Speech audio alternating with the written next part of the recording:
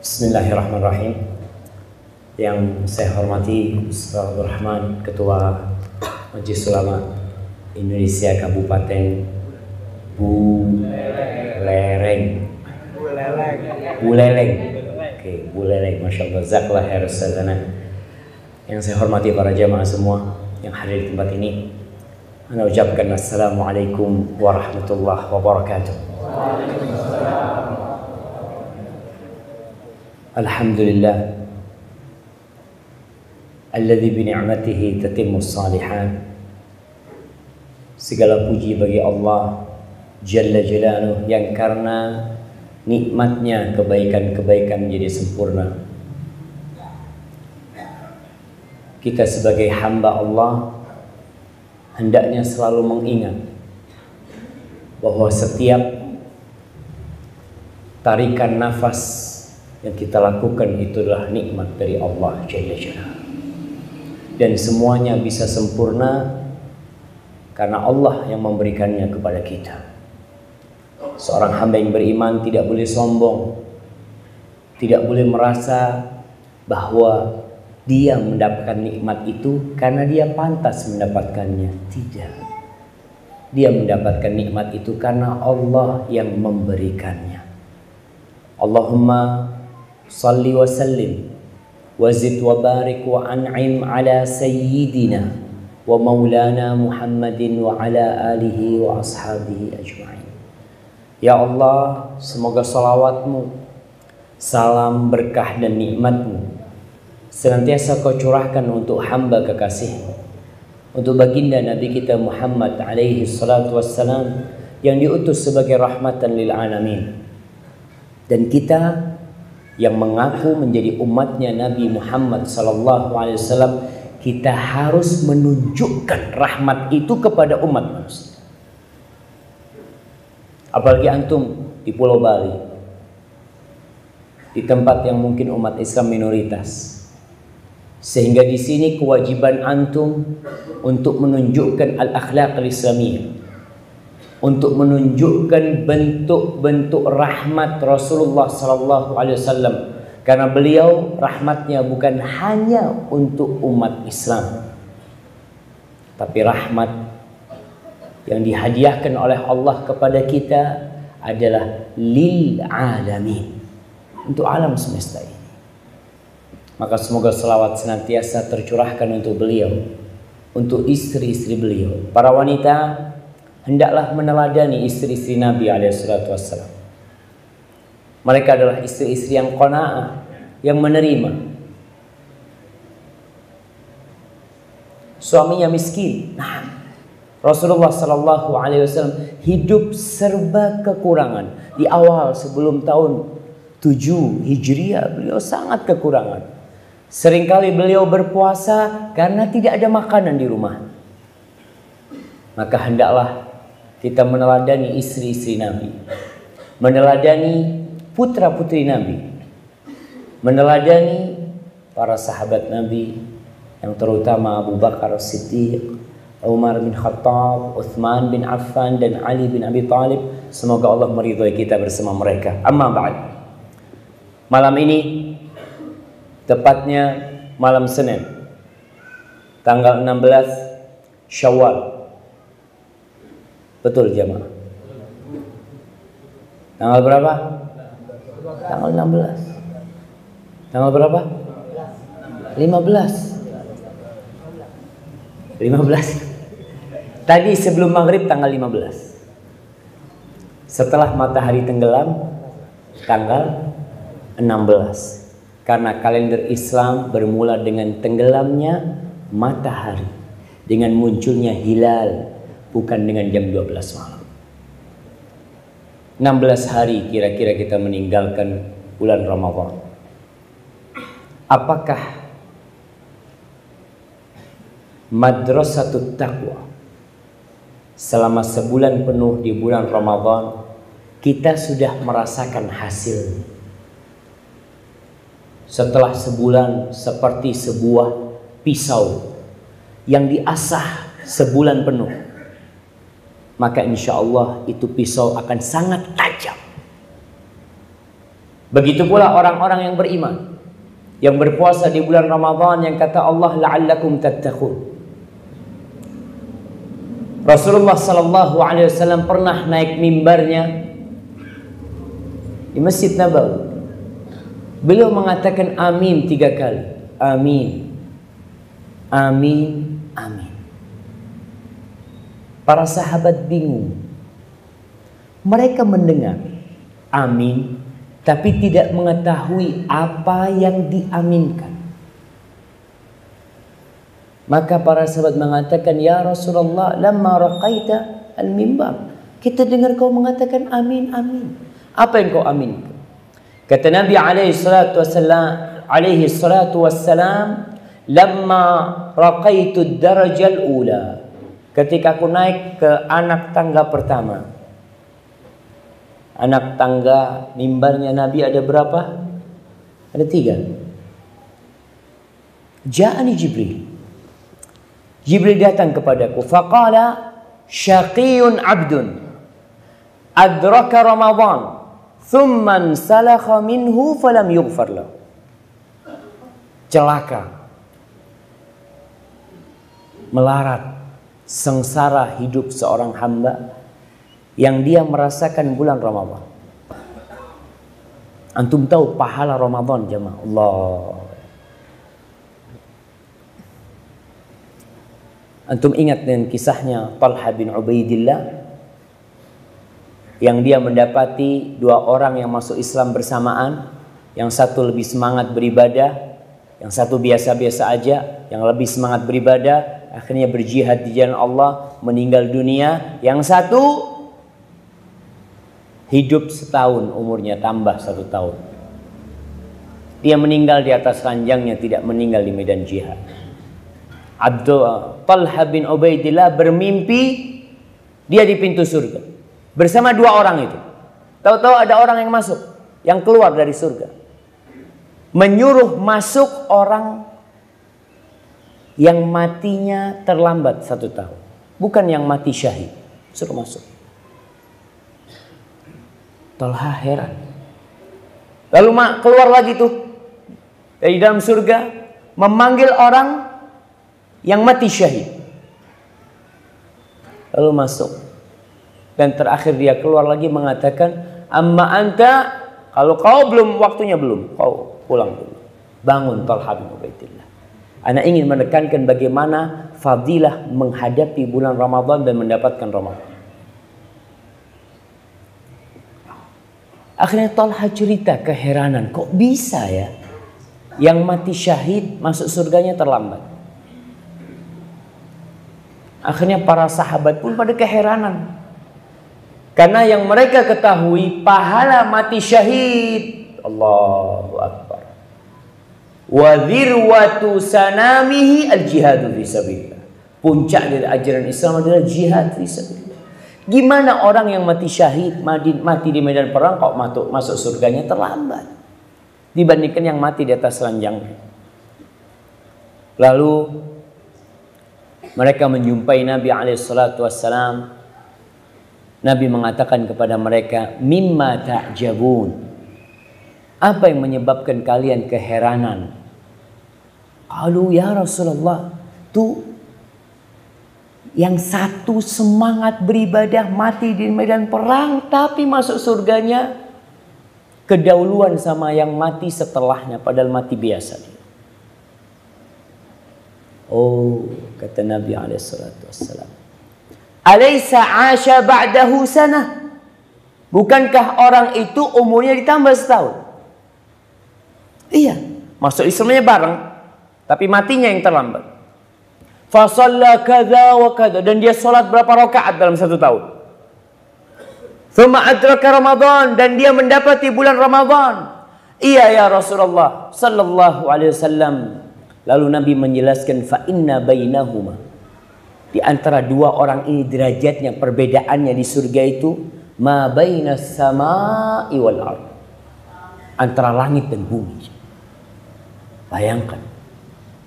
Makanya celaka orang yang hidup di bulan Ramadan, selesai Ramadan, masuk ke bulan Syawal, dosa-dosanya belum diampuni. Terus ngapain kau selama Ramadan? Padahal dari satu Ramadan ke Ramadan selanjutnya, pesan baginda Nabi Muhammad sallallahu alaihi wasallam, kafaratun lima bainahuma, sebagai penghapus dosa tuh. Tapi kenapa orang ini tidak diampuni dosanya? Nabi mengatakan, amin. Lalu Jibril mengatakan, syaqiyun abdun adraka walidayhi au ahadahuma falam yudkhilahul jannah. Celaka seorang hamba yang mendapati kedua orang tuanya masih hidup, atau salah satu di antara keduanya, tapi ternyata dia tidak masuk surga. Jamaah, kalau ada tikus mati di lumbung padi, antum heran apa tidak heran? Tidak heran Ustaz kalau mati kekenyangan, tapi dia mati kelaparan. Ini sangat mengherankan. Dan seorang anak yang mendapati kedua orang tuanya masih hidup atau salah satu, lalu nggak masuk surga, ini celaka nih anaknya. Kenapa? Tiket masuk surga ada di depan dia, tinggal dia ambil, dia berangkat masuk surga. Tapi dia tinggal tuh tiket.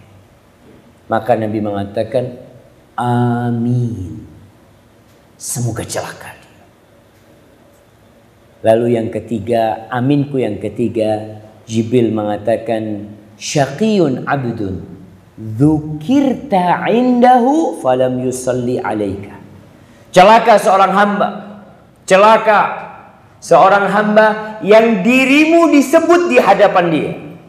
Namamu, nama Nabi Muhammad SAW disebutkan di depan dia, lalu dia tidak berselawat kepadamu. Antum jamaah semuanya celaka kalau tidak berselawat kepada Nabi SAW. Nabi kita Muhammad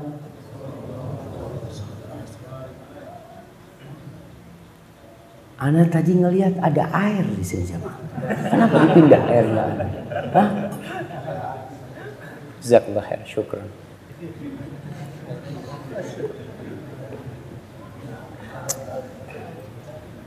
Alhamdulillah. Ingat tuh 3 kecelakaan kalau kita, termasuk salah satu di antara yang ketiga itu celaka.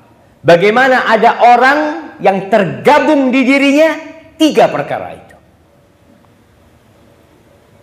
Tidak berbakti sama orang tuanya sehingga tidak bisa masuk surga.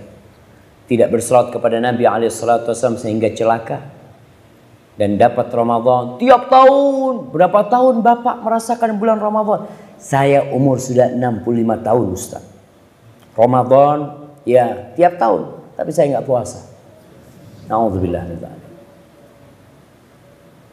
Jadi paling tidak jamaah, ada perubahan lah selesai Ramadan dan selesai kajian ini. Harapan ilmu itu merubah karakter kita. Kalau kita dapat ilmu, orang bodoh tidak berubah wajar, karena dia nggak paham, nggak ngerti dia. Tapi orang pintar dapat ilmu tidak berubah, ini yang tidak wajar. Ya hidayah. Ibunda Sufyan Ats-Tsauri, anak yatim nih Sufyan, alim ulama yang terkenal. Ibunda Sufyan Ats-Tsauri memberikan duit kepada Sufyan sebanyak 10 dirham. Khudh hadhihi 10 dirham. Kau ambil nih 10 dirham dan kau belajar dengan 10 dirham 10 hadis. Tiap hadis 1 dirham. Dari dulu yang namanya nuntut ilmu itu butuh duit. Dari dulu. Bahkan Imam Syafi'i berpesan, lan tanalul ilma illa bisittatin. Kau tidak akan dapat ilmu kecuali dengan 6 perkara. Salah satunya bulughah. Ada biaya. Maka Ibunda Sufyan ngasih anaknya duit 10 dirham. Kau cari 10 hadis. Kau belajar banyak ulama hadis. Kau belajar. Setelah kau dapat 10 hadis, kau lihat ada perubahan sikap enggak di dirimu? Gaya ngomongmu, misyatik, jalanmu, dudukmu. Kau berubah enggak? Kalau ada perubahan, terus kena. teruskan kau belajar nak. InsyaAllah barokah ilmu yang kau dapat. Tapi kalau tidak ada perubahan, berhenti. Aku takut ilmu itu yakunu wabalan alaih. Ilmu itu jadi petaka buat engkau nantinya. Bertahun-tahun belajar, dengarkan kajian, dapat ilmu, tapi tidak berubah menjadi lebih baik, jadi bala ilmu yang dimiliki. Maka harapannya dengan Ramadan kita berubah, dan dengan menuntut ilmu kita berubah jadi lebih baik. Berkaitan dengan berbakti kepada orang tua. Ya, kalau kita melihat fenomena dalam kehidupan kita, banyak anak-anak yang lupa dengan orang tuanya, khususnya yang sudah menikah.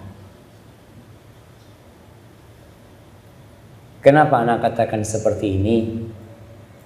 Karena yang sudah menikah ini kadang-kala udah dewasa, udah paham dia. Kalau yang anak-anak muda masih nggak paham. Tapi yang udah menikah dia paham, dia udah jadi bapak, istrinya jadi ibu. Dia sudah paham dengan derita orang tuanya. Tapi ternyata malah lupa sama orang tuanya. Sebagian ada yang menjadikan orang tuanya pembantu di rumah. Sebagian ada yang hanya mengirim uang buat orang tuanya tapi tidak pernah menengok orang tuanya. Entah di buleleng. Ini kebanyakan perantau apa memang penduduk asli? Campur aduk.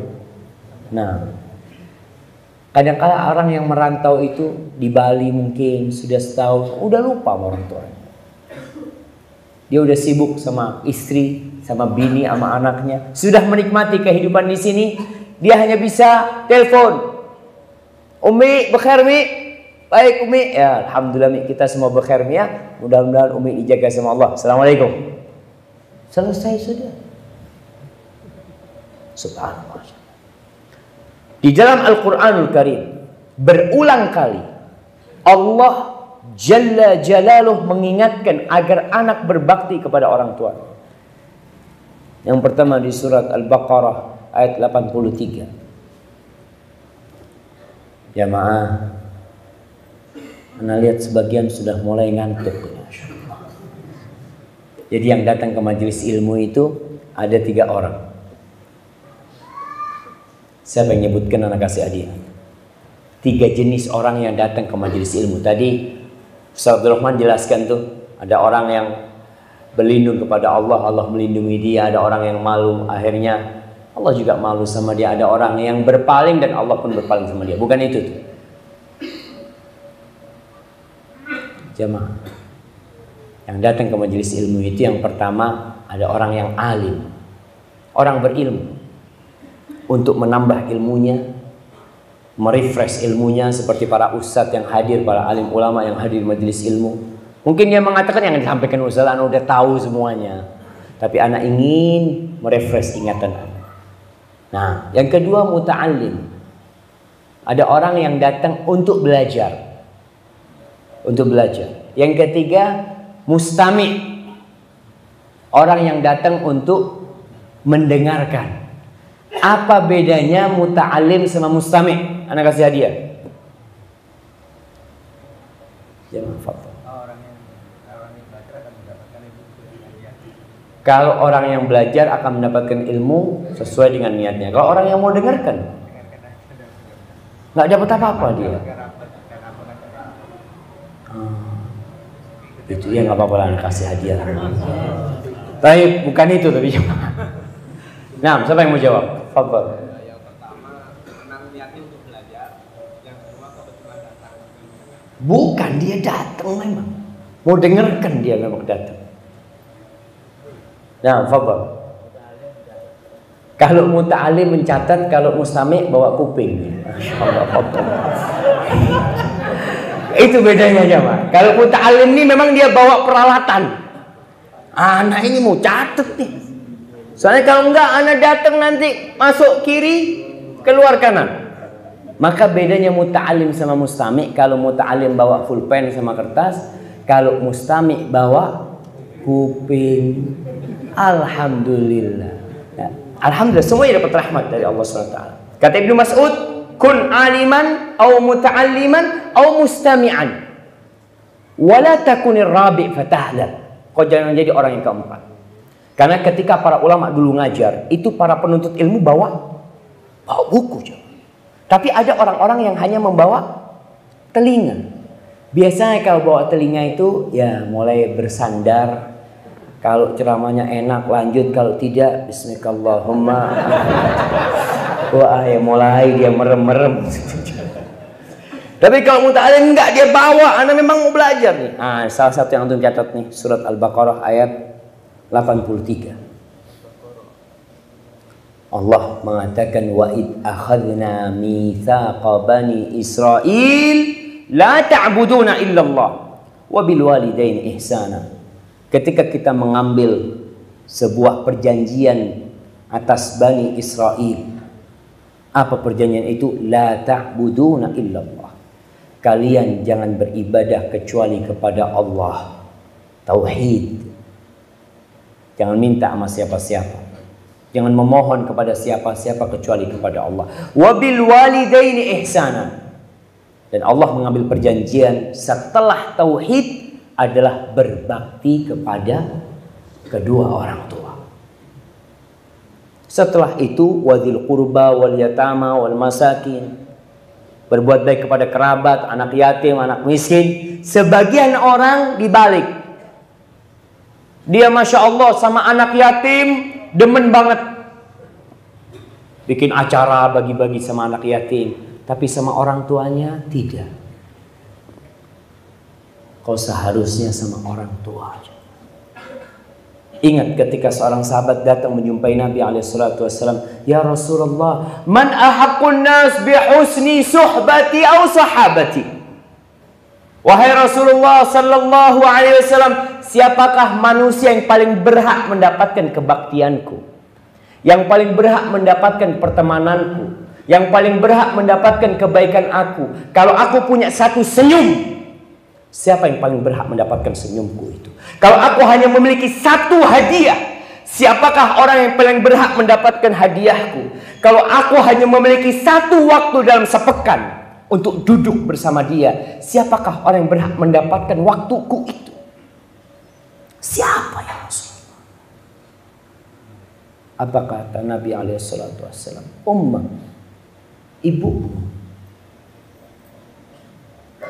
Qultu thumma man? Lalu siapa ya Rasulullah? Ummah, lalu ibumu. Qultu thumma man? Qal ummat, ibumu, kata Nabi SAW.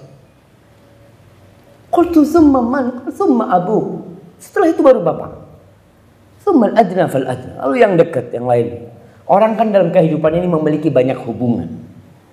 Dia punya sohib, dia punya paman, dia punya kerabat, dia punya adik, dia punya kakak, dia punya tetangga, dia punya guru, dia punya ustadz. Di antara semua manusia itu, orang yang paling berhak mendapatkan waktu kita, mendapatkan kebaikan kita itu orang tua kita, ibu kita.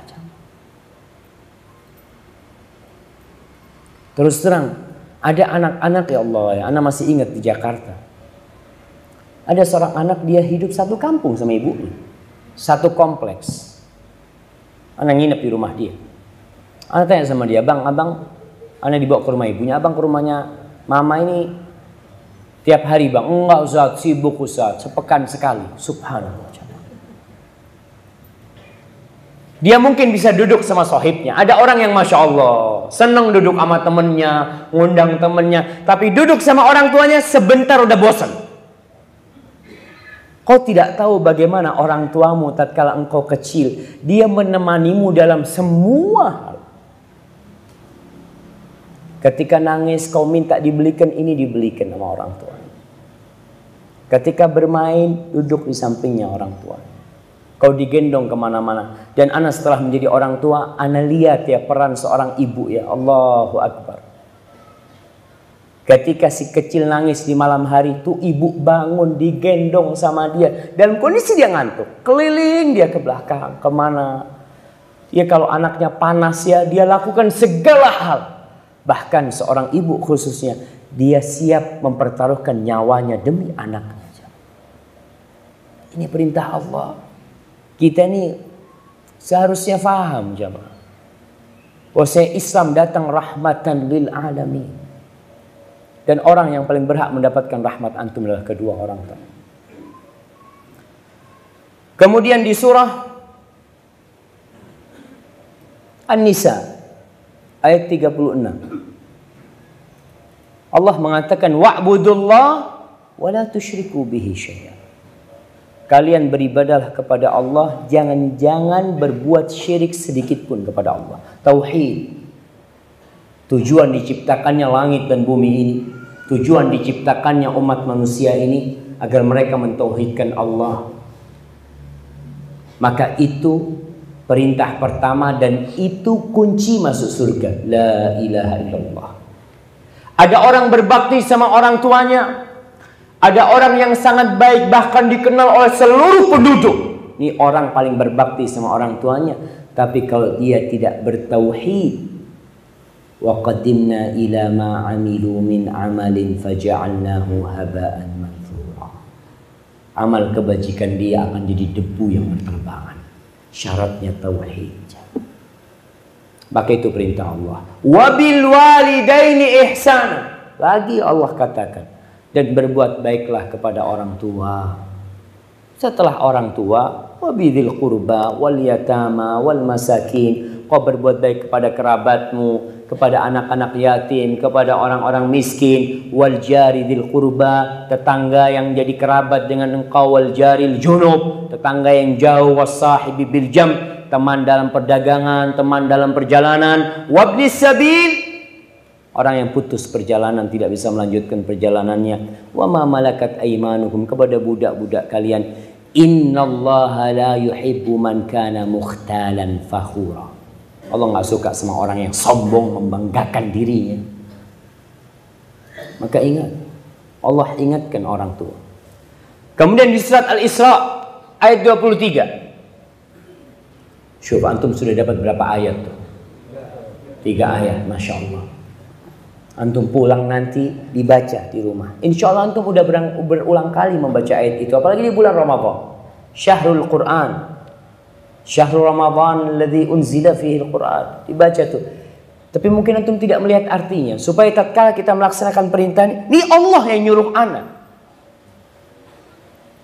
Di surat Luqman, wassaynal insana biwalidayhi ihsana. Ada kadang-kala seorang anak yang mengatakan, ya Ustaz, abah anak ini Ustaz tidak pernah berbuat baik sama anak. Anak ketika kecil ditinggal sama orang tua. Orang tua bekerja di luar negeri. Atau orang tua meninggalkan ibu anak. Ibu anak bekerja sendiri sampai anak besar. Ketika anak sukses, baru bapak anak datang. Apakah anak harus berbuat baik kepada bapak anak? Naam, wajib untuk berbuat baik. Antum tahu bagaimana Nabi Ibrahim, bapaknya itu pembuat patung, pembuat berhala, penjual berhala, penyembah berhala. Dan Nabi Ibrahim terus mendakwain orang tuanya. Akhirnya orang tuanya marah kepada Nabi Ibrahim. La illam tantahi la arjumannak wahjurni maliya. Aku usir kau, nggak kenal lagi sama kau. Kau kalau nggak berhenti ngasih nasihat aku, nggak berhenti dengan yang kau dakwahkan itu, aku akan merajammu. Ini bapaknya mengatakan itu kepada Nabi Ibrahim. Apa kata Nabi Ibrahim? Qala salamun alaik sa'astaghfiru laka rabbi innahu kana bi hafiya. Semoga Allah menyelamatkan engkau wahai ayahanda. Tuh bapaknya seperti itu. Islam mengajarkan berbakti sama orang tua dalam semua kondisi. Jadi kalau ada anak yang merasa orang tuanya kok mau ngambil manfaat aja Ustaz, setelah anak sukses dia datang, dia tetap bapakmu. Kau bisa hidup, kau ada di dunia karena sebab ada bapakmu. Walaupun bapakmu zalim, walaupun bapakmu kafir, tetap wasahibhuma fid dunya ma'rufah. Di surat Al-Isra ayat 23. Apa kata Allah? Wa qadha rabbuka alla ta'budu illa iyyahu wa bil walidaini ihsana imma yablughanna indaka al-kibara ahaduhuma aw kilahuma Fala taqul lahuma uffin wa la tanharhuma wa qul lahuma qawlan karima wakhfid lahuma janaha dhulli minar rahmah wa qur rabbirhamhuma kama rabbayani shaghira. 23, 24, 25. Allah mengatakan dan Allah telah membuat keputusan. Allah telah menetapkan. Allah telah memerintahkan agar engkau tidak menyembah kecuali hanya kepada Allah dan berbuat baik kepada kedua orang tua. Bayangkan jamaah. Jadi kalau pengajian itu berulang judulnya, sebenarnya memang seperti itu orang harus diingatkan.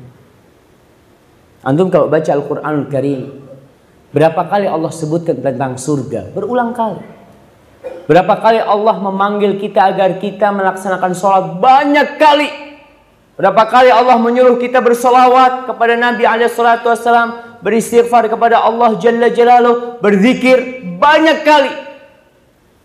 Kenapa? Karena kita sering lupa, jamaah.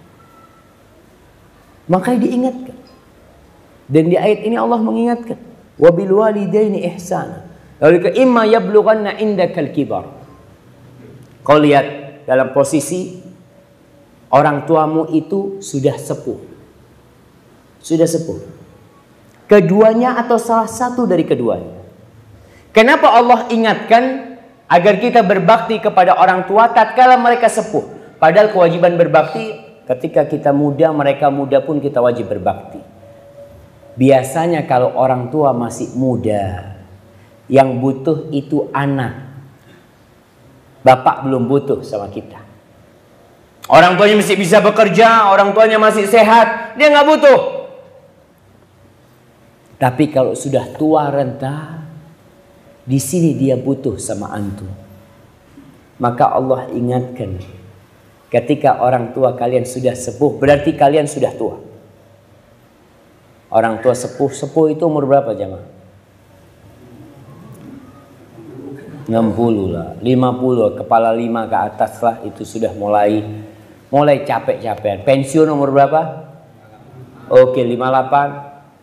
Dulu 55, 56, sekarang 58, mungkin nanti 60. Wallahu a'lam. Tapi yang jelas orang pensiun itu ya bisa disebut sepuh lah. Udah kau nggak usah kerja, biar yang muda kerja. Pada saat inilah anak memiliki kewajiban berbakti yang lebih. Kata Allah, ketika orang tuamu sepuh, 2 atau 1. Mungkin 1 meninggal dunia, atau yang 1 masih muda. Karena kadangkala bapak kita Masya Allah baru menikah umur 35 tahun. Ibu kita umurnya 20 tahun pada waktu itu. Ada perbedaan umur 15 tahun. Jadi yang sepuh duluan siapa? Bapak kita. Ibu kita masih muda, masih sehat. Kadangkala terjadi seperti itu. Tapi apa yang harus kau lakukan? Fala taqul lahuma uffin. Allah mulai dengan masalah lisan. Jangan pernah engkau mengatakan uff kepada bapak atau ibu. Orang kalau sudah sepuh itu banyak permintaan. Kadang-kala permintaannya aneh-aneh. Iya. Ada seorang ibu yang dia ngomong sama anaknya, "Nah, Umi kepingin nak diantarkan ke tempat sohib-sohib perempuan dia." Apa kata anaknya? Nih, cuma 30 menit. Anak antarkan, anak tunggu. Umi nggak ada, anak tinggal. Ibunya butuh sama anaknya. Kalau anaknya tidak mengantarkan, tidak berangkat. Kata uminya, iya nak, diantar. Sampai sana ditunggu sama anaknya. Ada jam, dia lihat jam. 30 menit diketuk. Mungkin di dalam ya uminya lagi seneng-seneng ketemu sama sohibnya, macam-macam, nggak dengar. Anaknya pulang, ditinggalkan ibunya. Dapat berapa waktu ada telepon ke rumah itu, disebutkan kalau anaknya sudah tabrakan dan mati. Hati-hati jemaah. Fala taqul lahuma uff. Kalau ada ucapan yang lebih rendah dari uff, akan Allah sebutkan. Kalau mengatakan itu ucapan yang paling rendah, yang menyakitin hati orang tua. Kadang-kala anak dipanggil, nak, ibu kepingin ini nak. Ya. Iya dengan intonasi yang tidak mengenakkan. Wala tanharhuma. Jangan menghardik keduanya. Kalau yang pertama ucapan, yang kedua ini kadangkala tindakan. Tangan. Aduh, enggak. Kadangkala tangannya seperti ini kepada orang tuanya. Na'udzubillahi min dzalik. Itu adalah kedurhakaan, jemaah. Durhaka. Wa qul lahuma qaulan karima. Ucapkan untuk keduanya ucapan yang mulia. Kau kalau mau ngomong sama orang tua, pilih kata-katamu. Kau mau ngomong apa sama orang tua? Aku takut nyakitin hati ibuku. Ada seorang anak Abu Hurairah atau siapa yang tidak pernah, atau salah satu dari ulama salaf yang tidak pernah makan sama ibunya. Dia makan satu meja sama ibunya nggak pernah. Dia biarkan ibunya makan dulu baru dia makan. Ditanya, kenapa kau tidak melakukan itu? Iya, aku takut aku makan, ibuku kepingin sesuatu, aku ambil sesuatu itu. Nggak mungkin ibu itu ngomong, jemaah. Kalau hatinya yang diminta sama anaknya dikasihkan sama ibunya. Si anak ingin berbakti sama ibunya. Umi makan sudah. Setelah uminya makan, sisa itu baru dimakan oleh anak. Takut dia durhaka sama orang tua. Ada seorang alim ulama, Masya Allah. Kalau nggak salah Roja bin Haywa. Lagi ngisi pengajian, ibunya datang. Muridnya ini banyak, coba. Ibunya datang mengatakan, "Qum ya Haywa, fa'at imid dajjaj." Haywa, bangun, ayamnya belum kau kasih makan. Bayangkan. Kira-kira kalau ada seorang ustadz duduk di sini kemudian dipanggil ibunya, Syafiq, itu ayamnya belum kau kasih makan. Iya, Mi, nanti insya Allah habis kajian. Ini Haywa langsung bangun, berangkat. Dia laksanakan perintah ibunya. Bayangkan perintah orang tua ini. Kau sedang sholat sunnah, dipanggil sama ibumu, kau putus sholat sunnah. Sholat kau ini, Allahu Akbar. Alhamdulillahi Rabbil Alamin. Fulan. Berhenti sholat. Para ulama mengatakan boleh memutuskan sholat sunnah karena menjawab panggilan orang tua itu wajib. Maka perhatikan, kita nggak main-main sama orang tua kita.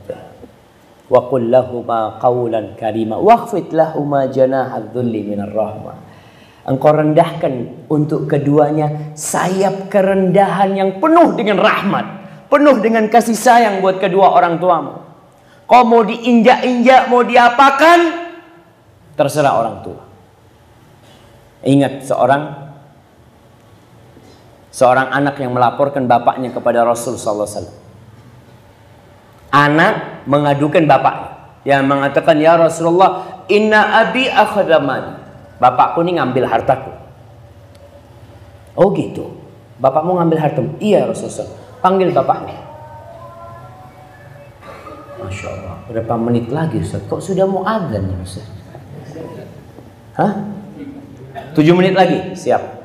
Ana izin minum dulu jamaah.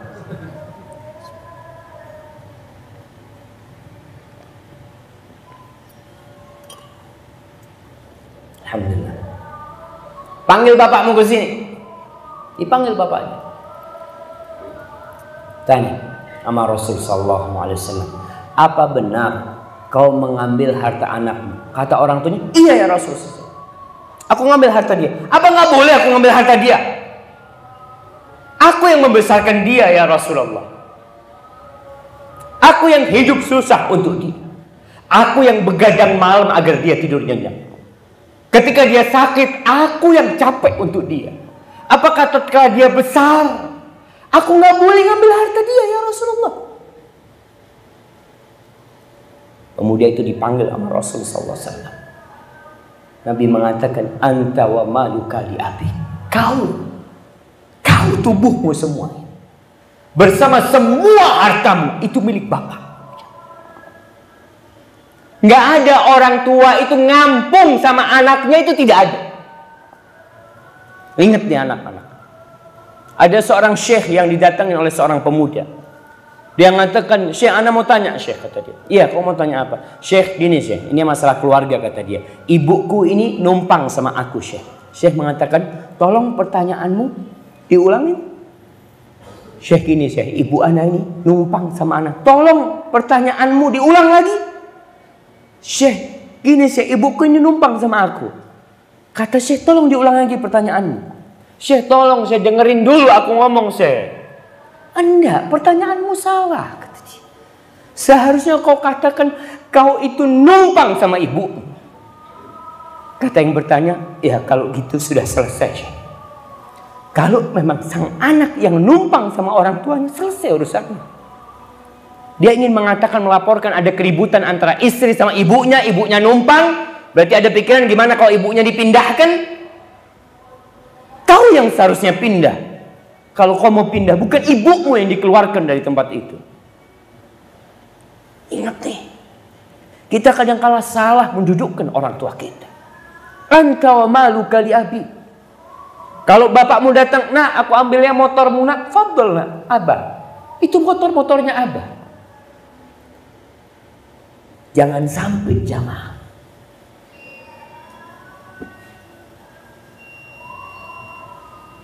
Adzan Ustaz. Baik, kalau sudah waktu adzan kita sholat, nanti kita lanjutkan sedikit lalu masuk tanya jawab insyaallah. Sallallahu ala nabiyina Muhammadin wa ala alihi washabbihi wasallam. Assalamualaikum warahmatullahi wabarakatuh. Alhamdulillah, segala puji bagi Allah.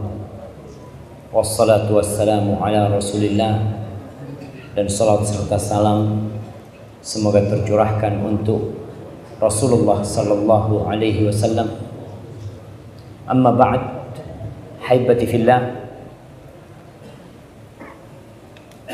Melanjutkan kajian kita tentang berbakti kepada orang tua selama keduanya masih hidup, mumpung masih ada keduanya. Dan ketahuilah bahwa berbakti kepada orang tua, sebagaimana ayat-ayat yang kita bacakan tadi, memiliki kedudukan yang sangat tinggi di sisi Allah Jalla Jalaluhu. Bahkan menjadi kewajiban kedua setelah bertauhid, itu berbakti kepada orang tua. Kalau kita melihat bagaimana Nabi menanamkan tentang berbakti kepada kedua orang tua di dalam banyak hadis, Muawiyah As-Sulami mengatakan, Ataitun Nabiyya sallallahu alaihi wasallam, aku mendatangi Nabi alaihi salatu wassalam, faqultu ya Rasulullah, inni uridul jihad fi sabilillah. Wahai Rasulullah, aku ingin berjihad di jalan Allah. Artinya dia ingin surga Allah. Nabi tidak bertanya kepada dia, apa persiapanmu? Apakah kau sudah latihan tiap hari? Apakah kau pernah berperang sebelumnya? Apa yang engkau miliki? Nabi tidak bertanya itu. Malahan Nabi bertanya, a ummuka hayyah? Ibumu masih hidup? Mau jihad yang ditanya ibumu masih hidup? Qultu na'am. Iya ya Rasulullah. Di sini Nabi mengatakan, ilzam rijlaha fathamma al-jannah. Kau kan cari surga. Engkau ingin berperang, berjihad, kau cari surga. Engkau terus-terusan berada di kaki ibu. Di situ tuh surga. Bayangkan nih orang mau berjihad. Ada yang lainnya juga mau berjihad dan mau berhijrah. Dia mengatakan, ya Rasulullah, aku tinggalkan kedua orang tuaku dalam kondisi menangis. Nih jamaah, orang mau jihad, mau berhijrah, dia tinggalkan kedua orang tuanya dalam kondisi menangis. Apa kata Nabi alaihi salatu wassalam? Irji ilaihima. Kau pulang kepada keduanya, fa'adhikhum. Bikin mereka tersenyum, tertawa sebenarnya engkau telah membuat keduanya menangis. Itu mau jihad. Apalagi cuma mau nuntut ilmu. Apalagi cuma mau bekerja cari dunia. Sebagian anak, Masya Allah, kerja di Jakarta. Ibunya di sini ngatakan, nak, jangan nak. Nggak bisa bu, aku mau ke Jakarta. Ibunya ngomong jangan, kau tetap berangkat. Durhaka kau sama orang tua. Dan kalau ibu mengatakan nak pulang, pulang.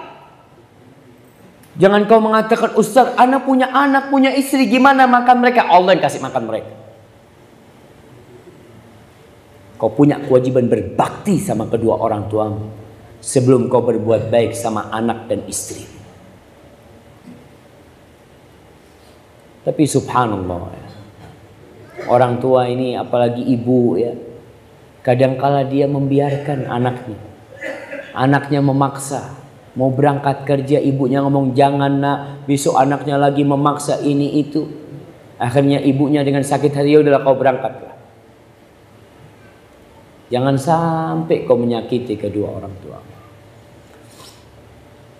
Dan kita tidak akan pernah bisa membalas budi kedua orang tua kita. Abdullah bin Umar bin Khattab radhiyallahu taala anhu, dia pernah mendapati orang menggendong ibunya. Kalau sekarang orang umroh, orang haji pakai kursi roda. Dulu nggak ada kursi roda, yang ada digendong. Ana masih melihat ketika di tahun 1419 ketika kita di Madinah dan berangkat umroh, itu kalau ada perempuan atau lelaki yang tua renta tidak bisa tawaf, itu ditandu aja. Ditandu di kepala. Orang 4 yang nandu. Untuk tawaf, untuk sa'i. Belum kursi roda, belum waktu itu. Sekarang udah pakai kursi roda. Ini orang dikatakan dari Yaman gendong ibunya untuk berangkat haji. Dia tawaf, dia ketemu sama Abdullah bin Umar bin Khattab. Dia melantunkan bait-bait syair mengatakan, inni ana ba'iruhal mudhallal in udhirat rikabuha lam udhar. Lalu dia mengatakan kepada Abdullah bin Umar bin Khattab, aturani jazaituha, apakah menurutmu aku sudah membalas budi ibuku? Aku bawa dari Yaman, aku gendong, dan aku adalah kendaraan dia. Kalau onta-onta itu dikagetin pada kaget, aku tidak pernah kaget untuk menyenangkan ibuku. Kira-kira aku sudah membalas budi ibuku belum? Apa kata Abdullah bin Umar? La wala zafratun min zafaratiha. Tarikan nafas ketika dia mengeluarkan engkau dari perutnya, itu satu belum kau balas. Satu belum kau balas. Apalagi yang lain. Ada lagi seorang yang datang kepada Umar bin Khattab radhiyallahu taala anhu mengatakan bahwasanya dia ini ngurusin ibunya. Ibunya sudah di atas ranjang, tidak bisa berbuat apa-apa. Aku yang membersihkan dia. Wa asrifu wajhi anha. Dia bersihkan ibunya kalau buang kotoran apa, dan dia palingkan wajahnya. Karena nggak ada orang lain yang merawat ibunya, dia yang merawat ibunya. Dia tanya sama Umar bin Khattab, kira-kira aku udah balas budi baik ibuku belum?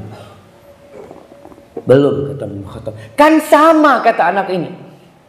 Aku merawat ibuku sebagaimana ibuku merawat aku ketika kecil. Nggak sama, kata Umar. Dulu ibumu ketika merawat engkau kecil, ibumu berharap kau panjang umur. Tapi kau sekarang merawat ibumu dalam kondisi tua, kau berharap ibumu cepat mati.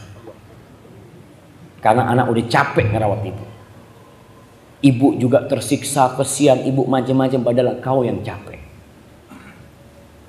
Kata Umar, nggak sama.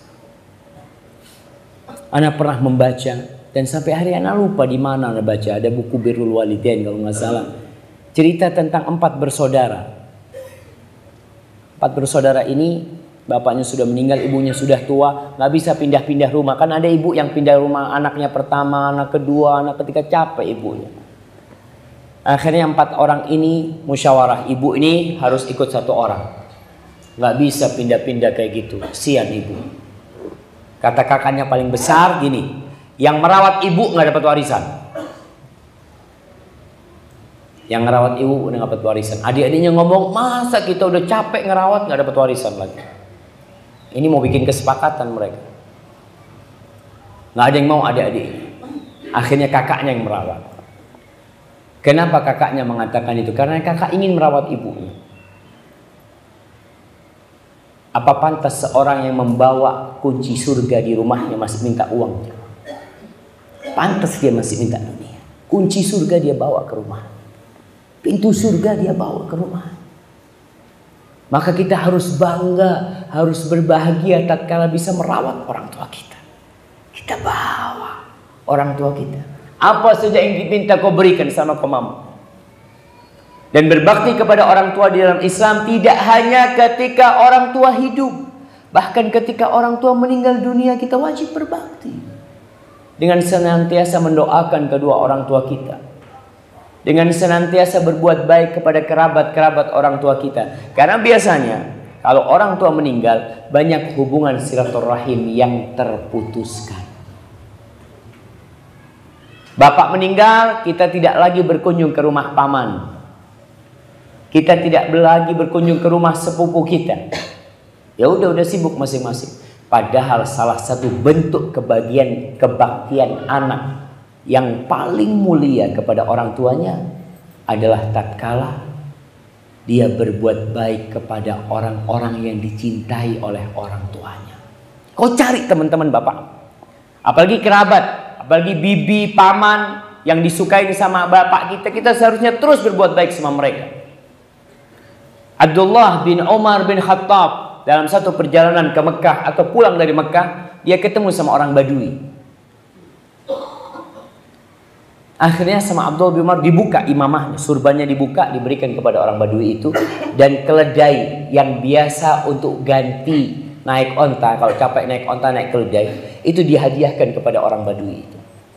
Akhirnya sahabat-sahabat yang mengatakan, Abah Abdurrahman, ini orang kau kasih 2 dirham udah seneng banget. Kok bisa kasih uang begitu banyaknya, harta begitu mahalnya buat dia? Apa kata Abdullah bin Umar? Inna hadha, ini orang ini, kana abuhu sadiqan li abi. Bapaknya orang ini dulu temannya bapakku. Bapaknya aja, bukan orang itu temannya Umar bin Khattab, tapi bapak yang temannya Umar bin Khattab. Tapi Abdullah bin Umar melakukan itu karena dia mendengarkan Rasulullah sallallahu alaihi wasallam bersabda, "Inna min abarril birri silatur rajuli ahla wuddi abi." Termasuk puncak kebaktian seorang anak, dia terus berbuat baik kepada orang-orang yang dicintai oleh orang tua, oleh bapak. Hadza wallahu a'lam bissawab. Itu yang bisa kita kaji pada kesempatan kali ini. Semoga bermanfaat, membuat kita bisa berbakti sama orang tua. Ini pertanyaan udah banyak yang masuk. Panitia udah dibaca nih. Panitia dibaca yang berkesesuaian dengan. Coba ini juga.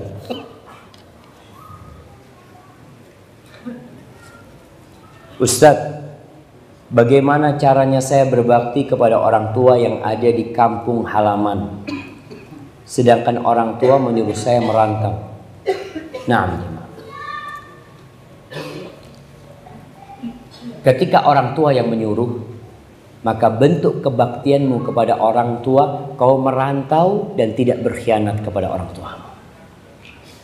Apa tujuan orang tua menyuruhmu merantau? Agar paling tidak kau mendapatkan manfaat dari perantauan, baik berupa harta, berupa ilmu yang bermanfaat, amal soleh. Maka jangan sampai anak merantau dan berkhianat sama orang tuanya. Di sini dia tidur-tiduran, di sini dia tidak bekerja dengan baik, maka bekerjalah dengan baik. Ambillah manfaat dalam perantauanmu. Terus doakan kepada orang tuamu, kapan kau memiliki rizki balik hanya untuk berjumpa dengan orang tuamu. Barakallahu fikum. Ustaz, apakah membantu orang tua dalam bentuk amal kepada orang tua disebut sebagai sedekah? Nah, di surat Al-Baqarah orang-orang bertanya, yas'alunaka madza yunfiqun. Mereka bertanya kepadamu tentang apa yang mereka infakkan dan kepada siapa mereka menginfakkan harta mereka. Apa kata Allah?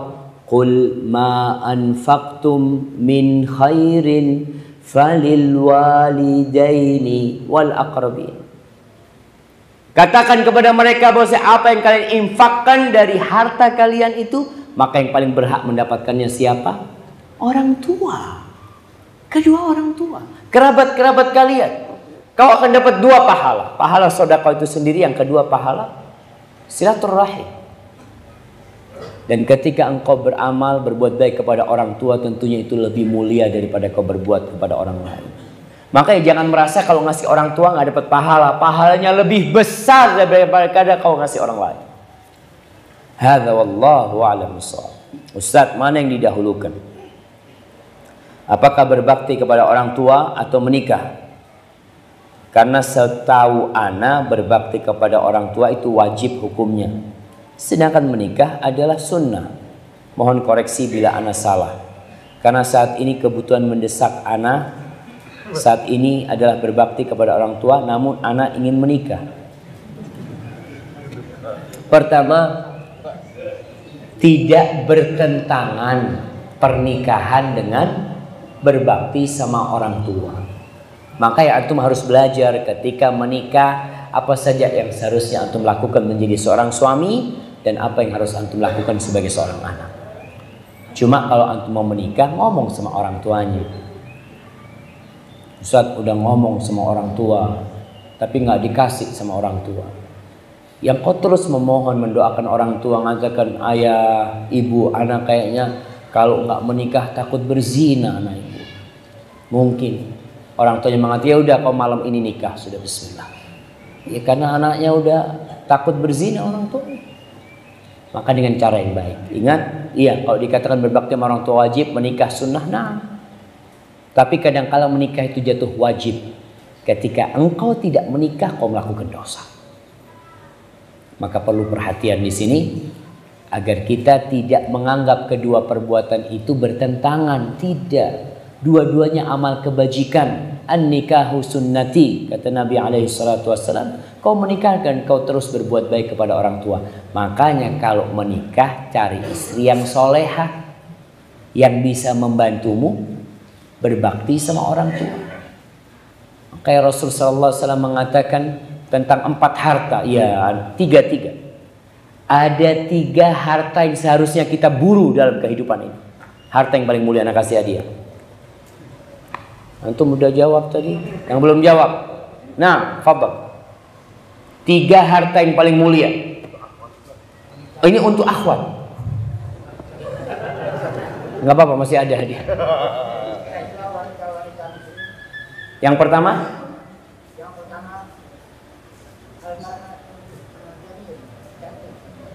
istri yang cantik. Yang kedua, keturunan. Yang ketiga, ad-dinul Islam.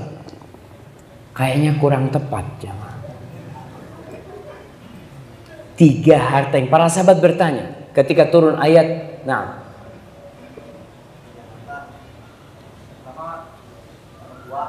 pertama orang tua, mertua, wanita soleha. Yang ketiga, nggak tahu. Lisan yang selalu berzikir. Nah, ini dengarkan. Lisan yang selalu berzikir. Istri solehah yang bisa membangunkan untuk mengajak kebaikan kepada suami. Istri yang senantiasa mengajak kepada kebaikan. Yang ketiga, berbakti kepada orang tua. Berbakti sama orang tua. Hati yang bersyukur. Udah dibantuin antum, nggak apa-apa hati yang bersyukur. Dah apa-apa. Nah, ini kata Nabi SAW ketika turun firman Allah, alladzina yaknizuna innal ladzina yaknizuna adh-dhahaba wal fiddata wa la yunfiqunaha fi sabilillah fabashshirhum bi'adzabin alim yauma yuhma 'alaiha fi nari jahannam, sampai akhir ayat itu. Para sahabat takut mengumpulkan harta. Ternyata harta yang ditumpuk, yang ditimbun akan menjadi setrika buat pemiliknya pada hari kiamat. Maka mereka bertanya, ya Rasulullah, lau alimna afdal amwal fanattakhidhu. Kalau kita tahu harta yang paling mulia, kita akan kumpulkan.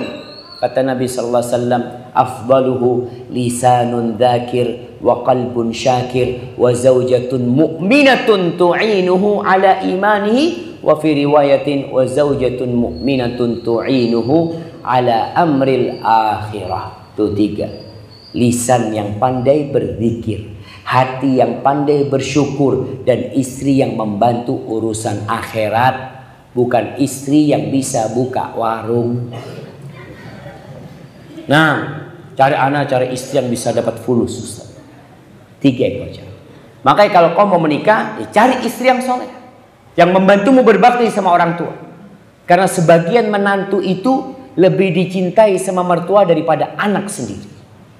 Gara-gara tuh menantu baik, maka fadhol kau cari. Ustaz, apa yang harus ana lakukan jika suatu kesempatan sang anak ingin menghadiri majelis ilmu, sementara di saat yang sama si ibu ingin dan membutuhkan anaknya? Kau sama ibumu jemaah. Kau bisa nuntut ilmu di lain waktu, di waktu yang lain. Dan sekarang Masya Allah, dengan adanya kamera, dengan adanya media, kalau kau nggak bisa hadir sekarang, kau bisa belajar nanti. Alhamdulillah. Tapi berbakti sama orang tua, bayangkan sholat sunnah aja antum dipanggil sama ibu. Fulan, berhenti kau sholat. Kau datengin ibu. Hadza wallahu a'lam bissawab. Ustaz, adakah doa ikhtiar khusus agar segera dipertemukan dengan jodoh? Antum nggak perlu dipertemukan, antum cari jodohnya. Bersamaan dengan safarnya Ustaz, tolong doakan ana. Kami, karena doa orang safar salah satu doa yang diijabahkan. Masya Allah. Mudah-mudahan antum cepat nikah dengan istri yang soleha. Dan semua yang belum nikah, barakallahu fikum. Insya Allah tuh doanya diaminkan sama semua. Terus gimana kalau yang sudah punya istri mengaminkan juga Ustaz? Masya Allah. Berarti tambah nih. Allah, hati-hati antum nih. Nah, barakallah. Ustaz, ana mau tanya afan sebelumnya pertanyaan di luar tema. Gimana kok lolos? Bagaimana caranya mendapatkan kekayaan? Ya, cuma dengan taat pada agama. Sedangkan zaman sekarang banyak pekerjaan yang cuek pada sholat. Dan apa saja amalan yang harus diistiqomahkan untuk mencari rezeki yang barokah dan bisa membuat kaya. Jamaah, kekayaan itu nggak apa-apa. Nabi SAW mengatakan la ba'sa bil ghina liman ittaqa. Kekayaan itu nggak apa-apa buat orang yang bertakwa. Orang kaya nggak bertakwa, duitnya buat apa? Buat berzina. Duitnya buat minum-minuman. Duitnya buat melakukan kemaksiatan. Kalau kekayaan tidak dengan ketakwaan. Makanya ngelabak sabil ghina liman ittaqa. Lalu Nabi mengatakan walakinna sihhata khairun minal ghina liman ittaqa. Akan tetapi kesehatan itu lebih baik buat orang yang bertakwa daripada harta. Antum tuh punya badan sehat, mau dihargain 1 miliar. Yang bertanya mana nih? Baik. Yang bertanya kalau mamanya, oke, kau dikasih uang 1 triliun, tapi kau stroke nggak bisa apa-apa di atas ranjang. Mau? 1 triliun Ustaz. Buat apa Ustaz ya kalau anak kena stroke? Nggak ada gunanya. Antum kadang-kadang lihat orang pakai mobil mewah, Masya Allah. Mobil yang tipis itu, yang bisa terbuka kapnya. Antum melihat ada orang datang, Masya Allah, Masya Allah. Kapan anda punya kayak gini ya? Tahu-tahu yang keluar kakinya putus 1, pincang. Antum mau pincang naik mobil itu? Mau? Apa antum nggak Ustaz Ahsan punya kaki Ustaz, nggak apa-apa sudah nggak punya mobil, yang penting 2 kakinya sehat. Itu kata Nabi SAW. Sehat itu lebih baik daripada kekayaan. Antum mau minta kekayaan boleh, tafadhal. Bahkan Nabi mengajarkan kita tiap pagi berdoa mengatakan Allahumma inni as'aluka ilman nafi'an wa rizqan thayyiban wa amalan mutaqabbalah. Tuh dawamkan tuh amalan itu. Tiap pagi sebelum matahari terbit kau baca Allahumma inni as'aluka ilman nafi'an, ilmu yang bermanfaat ya Allah. Tuh, takut kau dikasih rizki tapi nggak punya ilmu, jadi mudarat. Wa rizqan thayyiban, minta rizki yang thayyib, yang halal, dan minta amalan yang diterima. Nabi juga mengajarkan doa, Allahumma inni as'alukal huda wat tuqa wal afafa wal ghina. Ya Allah, aku minta kepadamu petunjuk. Masya Allah, jemaah udah cukup jemaah. Ana udah mulai goyang nih jemaah. Nah, minta huda wat tuqa wal afafa wal ghina, dan minta kekayaan, tafadhal. Kemudian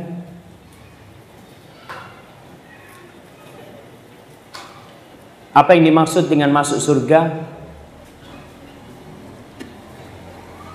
Kayaknya dia pertanyaannya dua jemaah, jadi satu aja yang Anda baca.